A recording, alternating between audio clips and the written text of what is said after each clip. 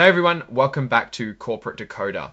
Today we're diving into Lazarboy's latest report, and let's just say it seems like everyone who matters is still sitting pretty in their favorite chair. We're looking at a report that tells us all about the recent annual meeting for La Boy Incorporated, the folks who make those famously comfortable recliners. Now, this isn't a report packed with earth-shattering financial news this time, but more about the company's internal goings on the decisions made by its shareholders and directors. Think of it as a check-in at the family reunion to make sure everyone's still in their assigned seats. This filing is a Form 8K, which is basically a report of unscheduled material events or corporate changes that is important enough to alert investors about right away. It's like the company's bulletin board for important news that doesn't fit into their regular quarterly or yearly reports. The main reason for this filing is to talk about their 2025 annual meeting of shareholders, which happened on August 26, 2025. Lazarboy, as you know, is a big name in furniture, especially recliners. They're incorporated in Michigan, and their main office is in Monroe. Their stock is traded on the New York Stock Exchange under the ticker symbol LZB. The big event was the annual meeting on August 26, 2025. A lot of the company's stock was represented at this meeting either in person or by proxy, meaning shareholders either showed up or gave someone else permission to vote for them. Out of over 41 million shares eligible to vote, almost 39 million were indeed represented. That's a pretty good turnout, showing that most of the owners of Lazarboy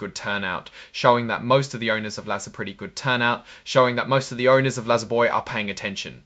So what did they vote on? Well, the first big item was electing the company's directors. There were 9 director nominees, and the report shows the results for each one. Each of these directors was elected to serve until the next annual meeting in 2026. Let's look at Erica L. Alexander. She got a massive 36 shares voted for her. 94 through 9,176 shares voted for her.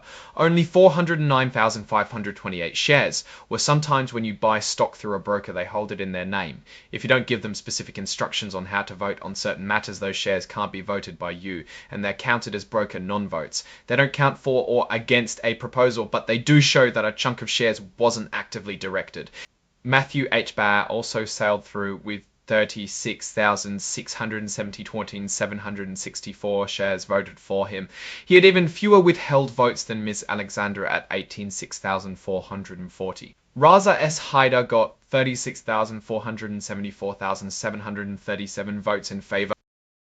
Janet E. Kerr seems to have had a bit more opposition with 35,559,893 shares for her and a significant 1,299,311 shares withheld. This is still a strong majority, but it's worth noting some shareholders had reservations. Mark S. Lavinda received 36,680,104 votes for him. Michael T. Lawton had 36,029,447 shares voted in favor, with 827,067 withheld. Rebecca L. O'Grady got 36,577,577,022 votes for her. Lauren B. Peters had a more notable number of withheld votes at 2,559,149. This is quite a bit higher than most others and suggests a segment of shareholders had concerns about her directorship. And finally, Melinda D. Whittington with 36,072,904 shares for her, as overall all 9 directors were clearly elected. The large number of votes for each nominee indicates strong shareholder confidence in the current board. Even with the withheld votes, these represent a very small percentage of the total shares voted, making the election of every director a decisive win. The broker non-votes are consistent across the board for director elections, so that's just how the proxy system often works. Next up was Proposal 2, the ratification of PricewaterhouseCoopers LLP as the company's independent auditors for the fiscal year 2026. Think of auditors as the company's financial score, keepers making sure everything reported is accurate and follows the rules. Shareholders overwhelmingly approved this with 37,820C and implies shareholders are comfortable with their oversight. Then came Proposal 3, the advisory vote on executive compensation. This is often called a say-on-pay vote. It's a chance for shareholders to tell the company if they think the top executives are being paid fairly for their performance. It's not binding, meaning the company doesn't have to change anything based on the vote, but it's a strong signal. Lazaboy's named executive officers' compensation was approved with 34,940 shares voted against and 1 shareholders compared to the auditor vote. The 2.4 million shares voting against this suggests some shareholders feel the executive pay packages could be too high or perhaps not sufficiently tied to performance. This is a signal the board should pay to the auditor vote the 24,279,537 shares voting for it. However, there were 2,455,940 shares voted against and 1,237 shares voting for it. However, there were 2,455 shares voting for it. However, there were 2,455,940 shares voted against and 12,234 to vote. The filing also mentions an interactive data file, which is basically a way to make the report easier for computers to read and analyze, and it's embedded within the document itself. And finally, the report is signed by Raphael Z. Richmond, the Vice President, General Counsel, and Chief Compliance Officer. This signature confirms that the company is officially submitting this report and that they stand by its contents. He's essentially the company's legal guardian signing off.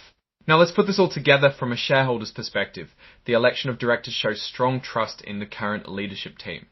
The overwhelming approval of the auditor reinforces that confidence in the company's financial reporting integrity. However, the say on pay vote hints at a potential area of concern for some investors. While the executive compensation was approved, the number of against votes warrants attention. It suggests that a portion of the shareholder base believes there may be room for improvement in how executive pay is structured or how it aligns with shareholder value creation. This is a balanced perspective. Lazaboy's shareholders are largely satisfied with the direction and oversight of the company, but are keeping a close eye on executive compensation was approved.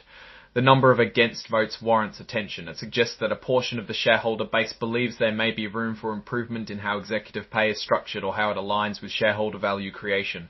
This is a balanced perspective. Lazaboy's shareholders are largely satisfied with the direction and oversight of the company, but are keeping a close eye on executive compensation, potentially looking for stronger links to performance. Overall, Lazaboy seems to be in a stable position with its shareholders largely approving of the current leadership and financial oversight. The executive compensation vote is a note of caution, but not a red flag. It's a signal for the company to continue to demonstrate the value generated by its executives to justify their pay. Alright, that's our quick decode of the latest Lazaboy shareholder meeting report. What's your take on these voting results, especially the executive compensation vote? Let us know your thoughts in the comments below. If you found this breakdown helpful, do give this video a thumbs up and subscribe for more corporate deep dives. Don't forget to join our Discord community using the link in the description for even more insights and discussions. Thanks for watching, and we'll see you in the next one.